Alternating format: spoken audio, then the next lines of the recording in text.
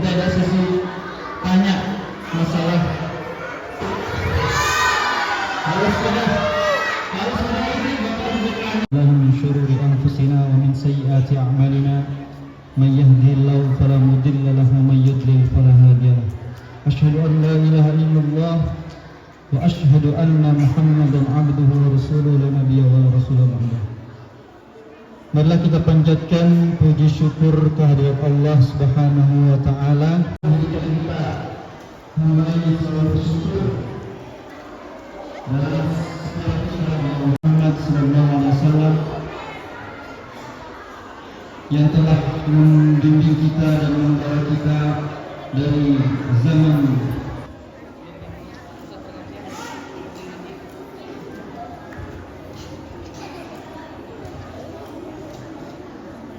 Ibu duduk ya.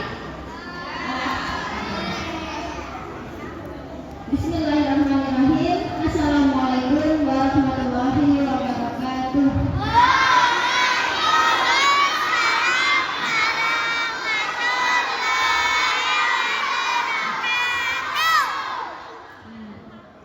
Yang saya hormati bulan Muharram, ya. Nah, di Indonesia nak, ya, tanggal 23 Juni itu bertepatan dengan Hari Anak Nasional, ya. Siapa di sini yang merasa anak? Iya.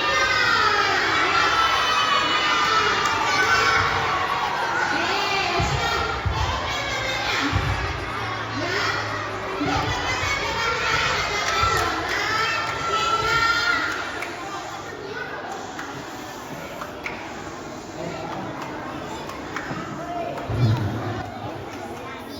bertepatan dengan Hari Anak Nasional. Assalamualaikum warahmatullahi wabarakatuh.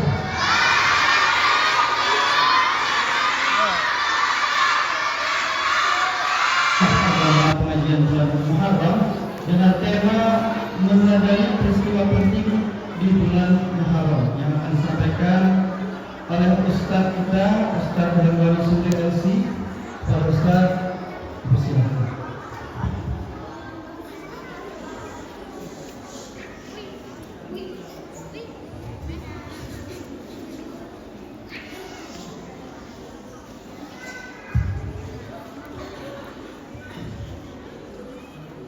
Bismillahirrahmanirrahim.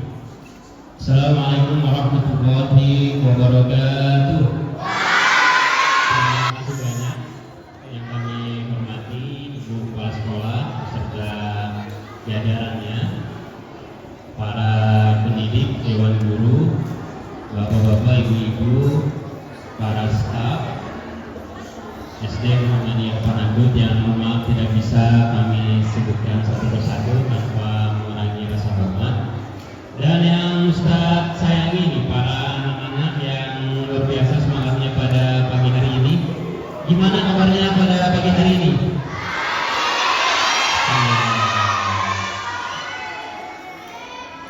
Yang pertama,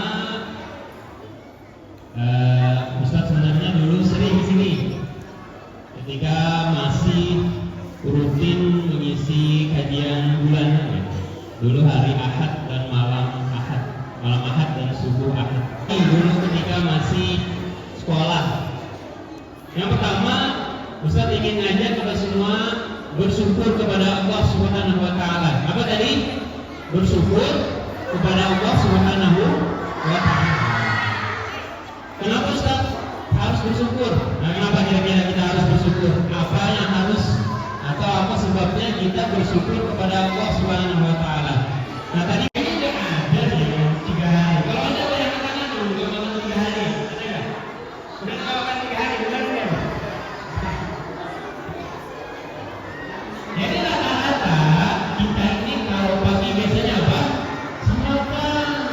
Maka kalau ada yang semua saat ini sudah sarapan dan sarapan yang enak, lagi ada yang telur, ada yang ayam dan sebagainya, maka pantas kita mengucapkan apa?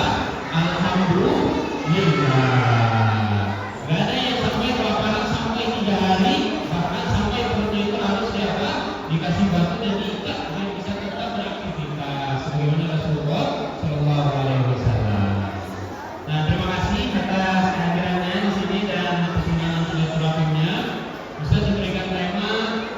meneladani peristiwa penting di bulan Muharram.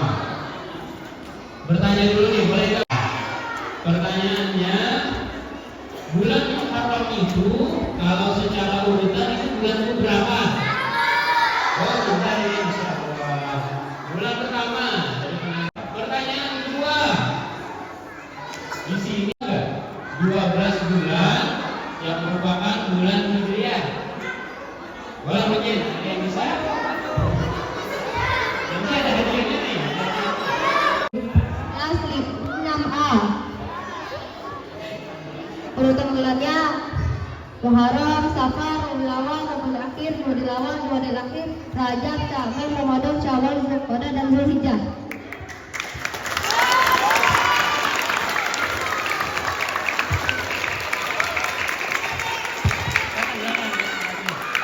Ya. Nanti ya, yang lain mungkin banyak juga yang hafal cuma kurang cepat. Bulan Muharram itu merupakan bulan pertama dari 12 bulan yang tadi sudah disebutkan oleh teman kita berbiasa nih. Beliau hafal bahkan urutannya benar dari Muharram sampai Zulhijjah. Nah, pertanyaan selanjutnya, kalau kita bicara bulan Muharram kira-kira apa yang terjadi atau biasanya dikaitkan dengan bulan Muharram? Ya, apa? Puasa Asyura, ya benar juga, puasa Asyura. Puasa Asyura. Ada lagi nggak? Hah? Pengajian. Biasanya ada pengajian. Peristiwa, ini kasihnya apa? Kasih isi-isinya ya? Pindahnya Nabi dari satu kota ke kota lain, betul? Ya, inilah benar sekali. Jadi bulan Muharram itu biasanya identik dengan yang namanya hijrah. Apa? Hijrah. Hijrah itu adalah pindahnya seseorang dari negeri kafir ke negeri Islam. Kalau di zaman Nabi itu pindah dari kota Mekah mana? Yatsrib, atau sekarang namanya kota Madinah. Nah, dari peristiwa hijrah ini ada beberapa hal yang mungkin bisa kita pelajari. Ada beberapa hal yang mungkin bisa kita pelajari. Kurang lebih ada dua mungkin ya. Yang pertama, dari peristiwa hijrahnya Nabi Shallallahu Alaihi Wasallam itu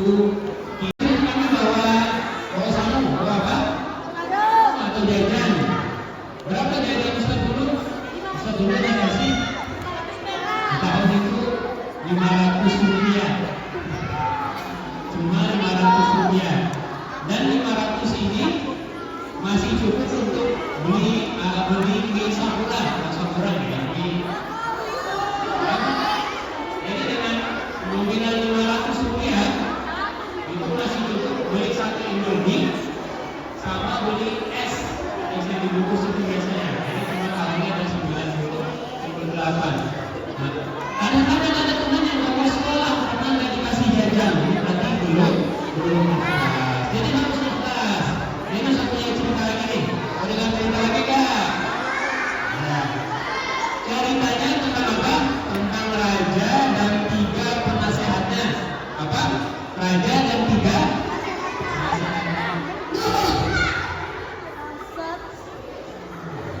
cerita tentang raja dan apa? Tiga penasehatnya.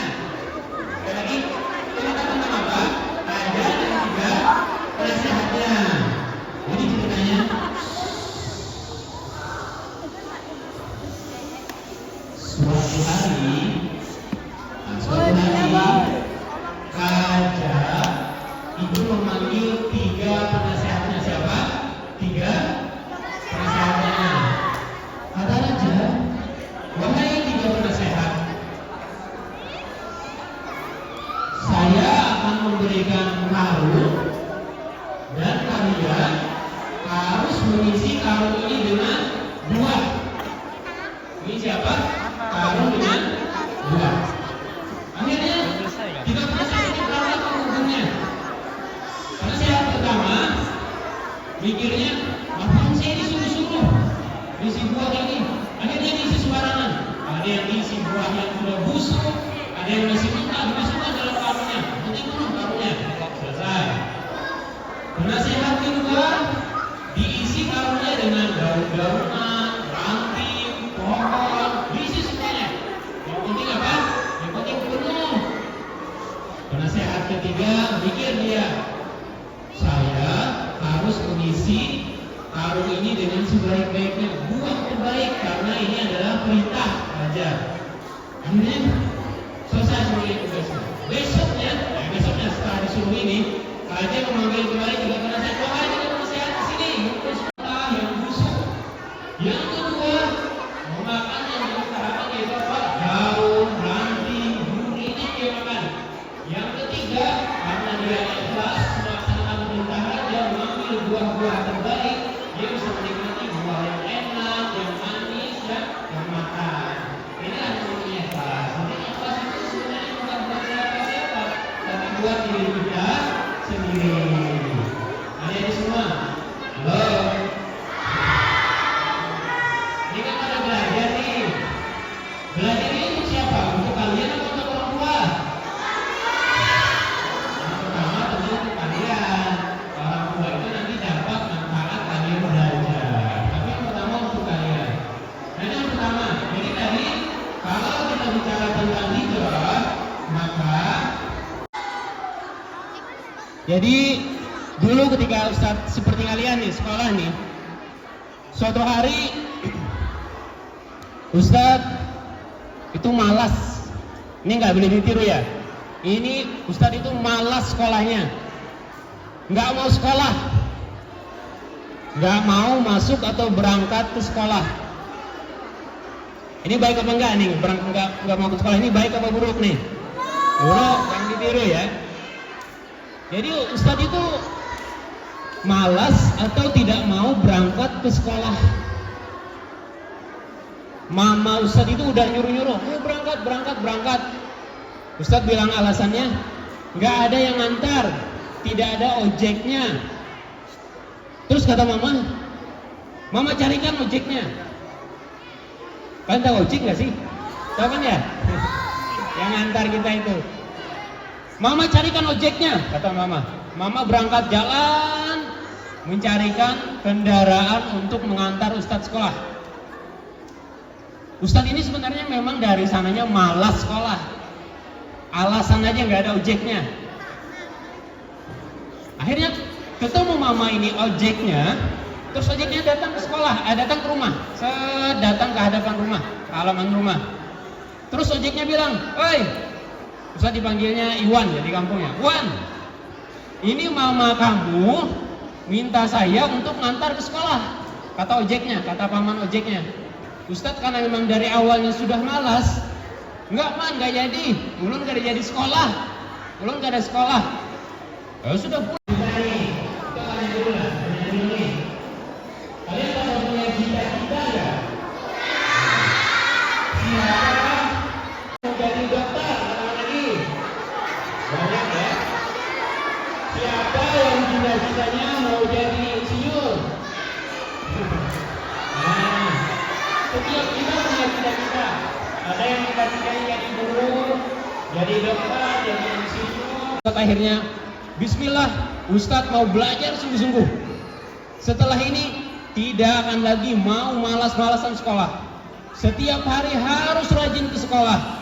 Akhirnya alhamdulillah belajar dengan baik. Kemudian akhirnya Ustadz setelah lulus SMA itu bisa mendapatkan beasiswa di salah satu kampus Timur Tengah, sehingga sekolahnya gratis, dapat uang saku, buku-bukunya gratis, tempatnya enak. Ini semua tentu karena apa? Kita berusaha dan punya cita-cita. Jadi jangan sampai nggak punya cita-cita ya. Setiap kita harus punya cita-cita. Mau jadi apa nanti kita ke depannya. Karena dengan kita punya cita-cita, sebagaimana Nabi yang punya tujuan hijrah dari Makkah ke Yathrib atau Madinah sekarang, maka kita anak-anak sekalian juga harus punya cita-cita. Setiap kita mau jadi apa?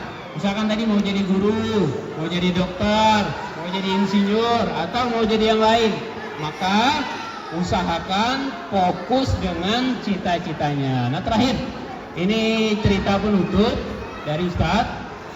Mau dengar ceritanya adalah fokus dengan cita-citanya tersebut. Apa? Fokus dengan cita-citanya, belajar sungguh-sungguh. Ini ada satu cerita nih. Cerita salah seorang ulama. Jadi suatu ketika beliau ini jalan kaki. Apa? Jalan kaki. Di sini ada yang sekolah jalan kaki nggak berangkat ke sekolah. Ulama ini dia jalan kaki dari Andalus. Nah, ini pertanyaan lagi nih. Ada yang tahu Andalus itu sekarang namanya apa?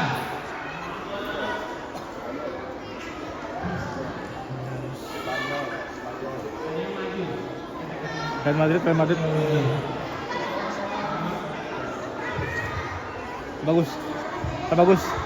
Bagus. Datang kan? Spanyol loh.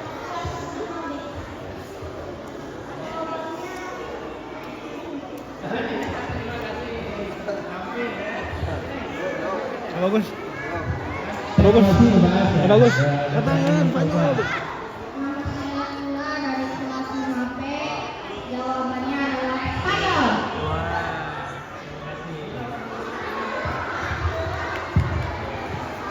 Nanti kedua-duanya dapat hadiah ya, sabar ya. Ya, Andalus itu sekarang disebutnya adalah Spanyol. Beliau berangkat dari Spanyol ke negeri Baghdad yang sekarang berada di Irak.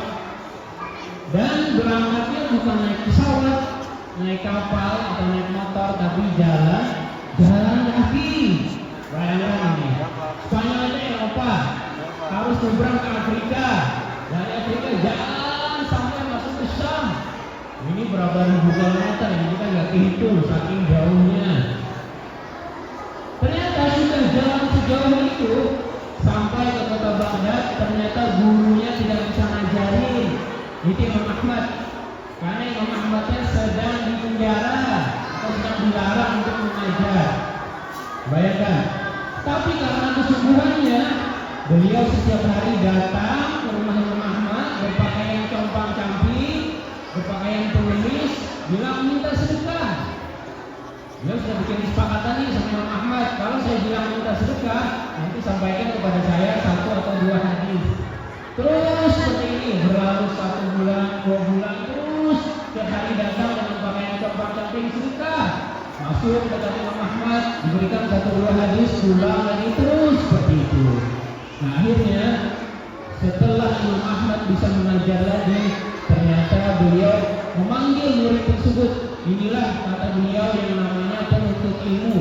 Sudah jauh-jauh dari Spanyol sana, dari Andalus, belajar sehari cuma dapat 1-2 hadis, tapi beliau lakukan rutin setiap hari sehingga beliau akhirnya menjadi tokoh besar. Jadi semoga dari semua diberikan kemudahan oleh Allah Subhanahu wa taala untuk belajar di sini, belajar kepada guru-gurunya, Ustaz. Nah, mungkin itu dulu ya yang bisa saya sampaikan. Barangkali nanti ada yang mau ditanyakan atau ditambahkan. Terima kasih banyak atas kesempatannya dan waktunya dari semua. Mengingatkan kembali masa-masa belajar ketika guru SD, masa-masa yang semuanya menyenangkan. Terima kasih banyak. Assalamualaikum warahmatullahi wabarakatuh.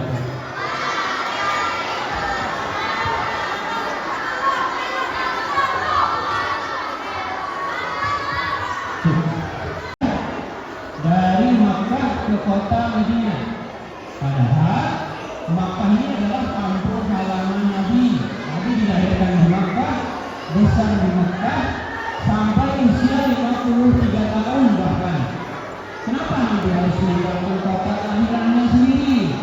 Nah, sebabnya adalah karena kota Makkah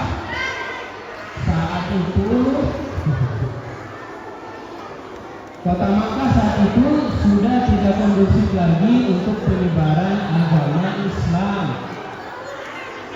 Jadi Nabi sudah 13 tahun berdakwah di Makkah, tapi sangat sedikit, bahkan membunuh, menghalang-halangi dakwah Nabi, mengembargo dan akhirnya maka untuk menyelamatkan